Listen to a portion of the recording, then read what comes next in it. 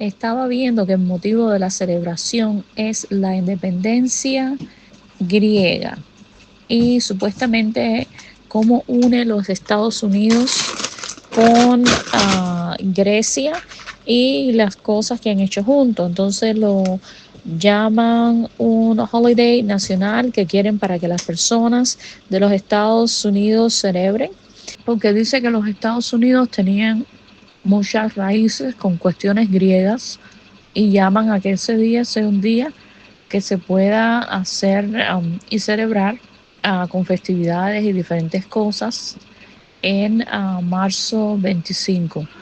¿Qué sabe usted acerca de los griegos y esas cosas teniendo que ver con las cuestiones de parte de profecía y demás? Hola, muy interesante el material que usted me envía y especialmente este último documento que Donald Trump firma, ¿no? Y ahí se entiende mejor el efecto de esa, no sé si llamarle coronación, de este importante ministro ortodoxo griego a Donald Trump. Aquí la historia se pone interesante porque hay una mezcla de cosas que es bueno conocer. Una de ellas es que efectivamente el 25 de marzo se celebra en Grecia el Día de la Independencia de Grecia para llegar a ser país del yugo otomano, ¿no? Una guerra que duró 9 años, desde 1821, ¿no? hasta 1829. Una guerra en que Grecia quería independizarse del dominio turco-otomano, ¿no? de los musulmanes, y logran esa independencia y queda el 25 de marzo como la fecha del Día de la Independencia de Grecia, ¿no? Y de allí pues viene la Iglesia griega ortodoxa, ¿no? Cuya historia central se relaciona con Constantinopla, como ahí menciona el orador, su lugar de nacimiento, ¿no? Y Constantinopla, que es Estambul actualmente, fue la antigua ciudad fundada por el rey Constantino, por eso le puso el nombre en honor de él, ¿no? Por el año 330, cuando se divide el Imperio Romano en Oriente y en Occidente. Y entonces en Occidente va a quedar quiénes van a ser los emperadores y en Oriente quiénes van a ser, se parte en dos el imperio, ¿no? Tal como las piernas de la estatua de Daniel II, de hierro, ¿no? Y con el tiempo va a caer el Imperio Romano de Occidente en el año 476, mientras que sobrevive el otro lado del imperio, el de Oriente, y de allí viene el emperador Justiniano que va a, a enviar aquel decreto al Papa de Roma, ¿no? Para el 533 se hace efectivo en el 538 y a partir de ahí comienza el periodo de los 1260 días años de la profecía, ¿no? Con un edicto, un decreto que viene desde el Imperio Romano de Oriente, con sede en Constantinopla. Ahora, lo interesante de esto es lo que mencioné del Concilio de Nicea, donde se reconoce al emperador Constantino como el árbitro para definir las cuestiones teológicas, que en ese año 325, a poco tiempo después de que él adopta en el 313 Constantino, ya el símbolo católico, con esta cruz vencerás, como ahí le mencionó ese ministro ortodoxo, ¿no? Y así obtuvo la victoria en una guerra, en el puente Milvio se llama el lugar, y para recordar un famoso evento, donde él ahí vence a los enemigos, romanos también, porque en ese tiempo se habían dividido el gobierno del Imperio Romano en aquel tiempo en cuatro partes, y dos de ellos ganaron la guerra contra los otros dos, y estos dos, entre ellos estaba Constantino y su cuñado Licinio, y entonces allí ellos luego se van a repartir el dominio hasta que finalmente Constantino derrota a su cuñado y toma posesión absoluta del imperio, y para el 325 ya era el emperador absoluto, ¿no? Y con el caso de los donatistas, también vuelvo en este tema, esta gente pues se oponen, había habido una persecución desde el año 303 con Diocleciano, el emperador, muy feroz, y hay quienes asocian esos 10 días de tribulación que se menciona a la iglesia de Esmirna, recuerda, 10 días de tribulación, con los 10 años de persecución de Diocleciano, desde el año 303 hasta que termina con la victoria de Constantino y declara allí en Milán su edicto de tolerancia, donde permite que los cristianos regresen a sus lugares, sus posesiones, sus puestos públicos, etcétera, ¿no? Entonces son los 10 días, hay quienes interpretan así también.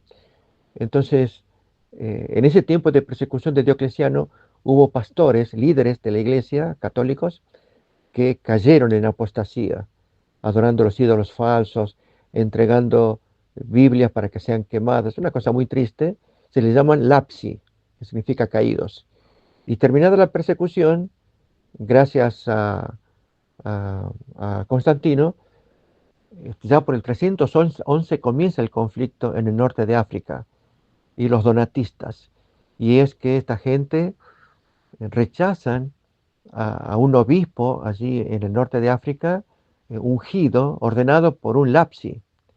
Y entonces dice, ese ungimiento, esa autoridad, no sirve, porque tiene que rebautizarse el fulano para que otra vez vuelva a oficiar como líder para ungir a otro para que sea el pastor. Y la Iglesia Católica no acepta esto porque parte de su doctrina es eh, que sus sacramentos son permanentes, ¿no?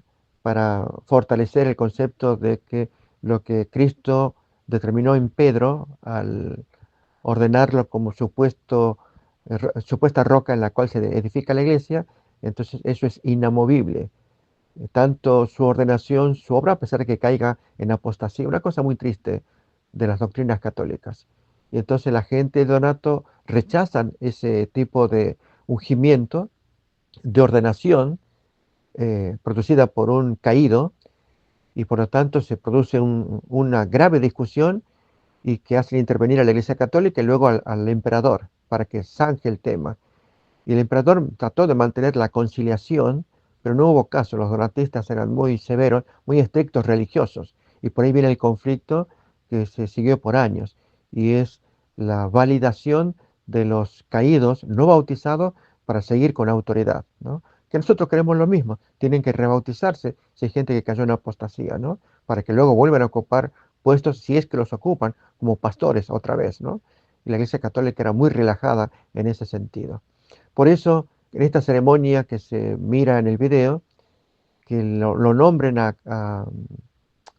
Trump como el nuevo Constantino es muy significativo.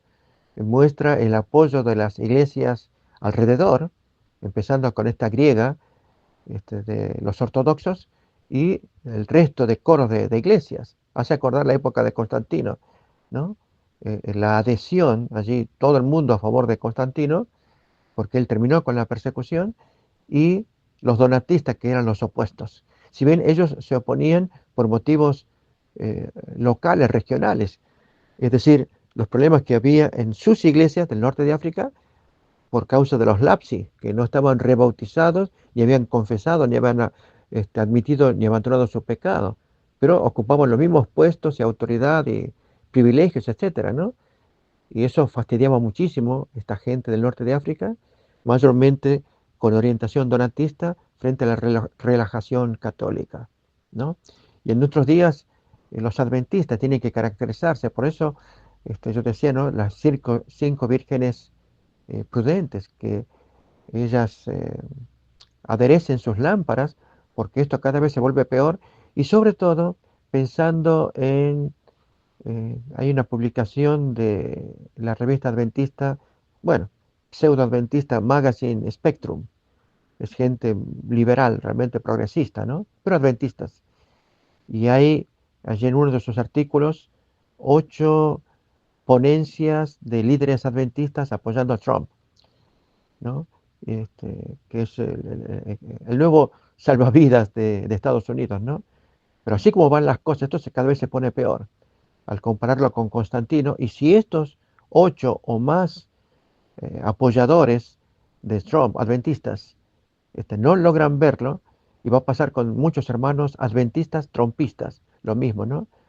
finalmente los donatistas, así entre comillas, van a quedar cada vez más separados, como los que son realmente contrarios a la voz popular, al sentir popular de un apoyo a la obra de Trump. Y este tema de la independencia de Grecia se relaciona porque se lo ve a Trump como un libertador también, porque ahí hace la unión. Primero el nuevo Constantino y la independencia de Grecia, ¿no? Que fue sí, el 25 de marzo de 1821. Y entonces Trump apoyando todo esto, ¿no? Como lo hacía Constantino en su época, apoyando todo lo que la Iglesia Católica relajada hacía, y especialmente contra los donatistas, que era un sector que el Imperio Romano no pudo dominar, el norte de África, y estos hermanos crecieron allí con su disidencia por las relajaciones morales que estaban ocurriendo. Así que por eso la historia se pone interesante para ver y ver un paralelo con nuestros días también, y especialmente que el pueblo adventista mantenga bien abiertos los ojos y sus lámparas para que no pase esta adhesión que está ocurriendo en el mundo evangélico, ortodoxo también ahora, pero con adventistas como Spectrum Magazine está haciéndolo también. Así que será interesante discutir estos asuntos en la iglesia.